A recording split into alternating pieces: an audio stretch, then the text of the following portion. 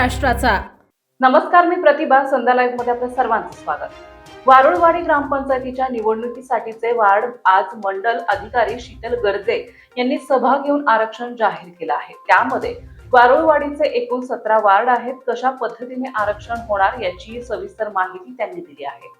काही ठिकाणी चिठ्ठ्या काढाव्या लागल्या, त्यानुसार त्यांनी 2 ठिकाणी चिठ्ठ्या काढून आरक्षण जाहीर केलं आहे। त्यामध्ये वारुळवाडी ग्रामपंचायतीसाठी सरपंच पदाचं आरक्षण आहे, ते यावेळी लोकनियुक्त सरपंच असणार आहे आणि ते ओबीसी महिला आणि इतर मागासवर्गीय महिलांसाठी आरक्षित आहे। आजच्या या सभेसाठी माजी सरपंच देवेंद्र बनकर, त्यांच्याबरोबर जंगल कोले, परशुराम वारुळे, सचिनदादा वारुळे, जांबा कोले, जुबेर शेख आणि इतर मान्यवर उपस्थित होते।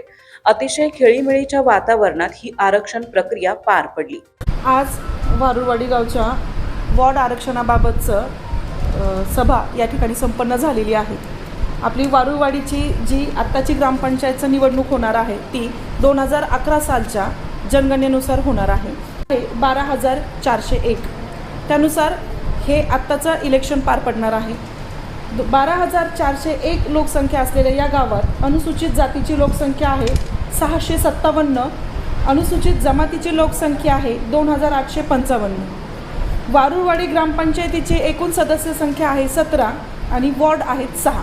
2026 साली जी ग्रामपंचायतची निवडणूक होणार आहे त्यासाठी एकूण 6 वॉर्ड आहेत आणि रोटेशनमुळे जे आपण मागच्या पंचवार्षिकला वॉर्ड क्रमांक 3 मधून 2 सदस्य निवडून दिले होते, तर ते आता या पंचवार्षिकला आपण वॉर्ड क्रमांक 4 मधून 2 सदस्य निवडून देणार आहोत व उर्वरित सर्व वॉर्डमधून प्रत्येकी 3 सदस्य आपण निवडून देणार आहोत। एकूण 17 सदस्यांपैकी 50% महिला आरक्षणानुसार एकूण 9 जागा महिला आरक्षित होत्या।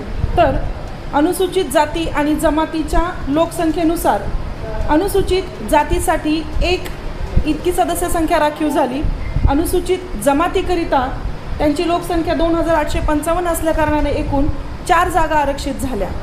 नागरिकांचा मागास प्रवर्ग यासाठी एकूण 3 जागा आरक्षित झालेल्या आहेत। संध्या लाईव्ह साठी प्रतिनिधी मंगेश पाटे, नारायणगाव।